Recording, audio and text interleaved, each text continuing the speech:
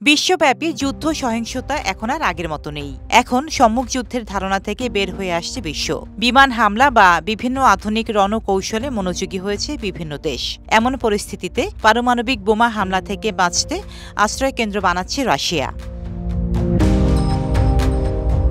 মার্কিন সংবাদ মাধ্যম রয়টার্স জানিয়েছে, পরমাণু বোমা হামলা থেকে বাঁচতে ভ্রাম্যমাণ আশ্রয়কেন্দ্র নির্মাণ করছে রাশিয়া। পরমাণু বোমা হামলার পর যে শকওয়েভ ও তেজস্ক্রিয়তা তৈরি হয় তা থেকে সাময়িক সুরক্ষা দেবে এই আশ্রয়কেন্দ্রগুলো।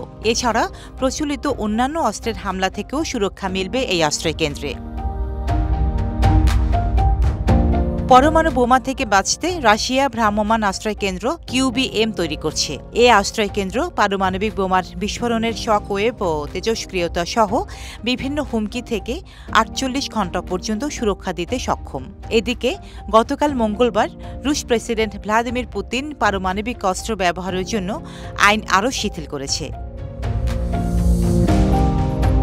রাশিয়ার জরুরি মন্ত্রণালয় গবেষণা প্রতিষ্ঠান জানিয়েছে, প্রাকৃতিক মানবসৃষ্ট বোমার বিস্ফোরণ, ভবনের ধ্বংসাবশেষ, বিপজ্জনক রাসায়নিক এবং অগ্নিকাণ্ড থেকে সুরক্ষা দেবে এ আশ্রয়কেন্দ্র।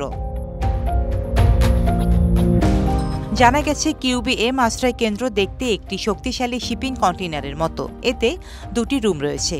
একটিতে ৫৪ জন মানুষ থাকতে পারবে, অন্য রুমে প্রযুক্তিগত যন্ত্রপাতি রাখা হবে। এছাড়া এই আশ্রয় কেন্দ্রে প্রয়োজন অনুযায়ী অতিরিক্ত সুবিধা যোগ করা যাবে।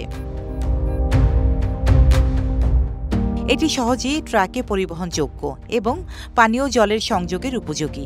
এমনকি রাশিয়ার বিশাল উত্তরাঞ্চলের তুষারাচ্ছন্ন এলাকাতেও এটি স্থাপন করা সম্ভব।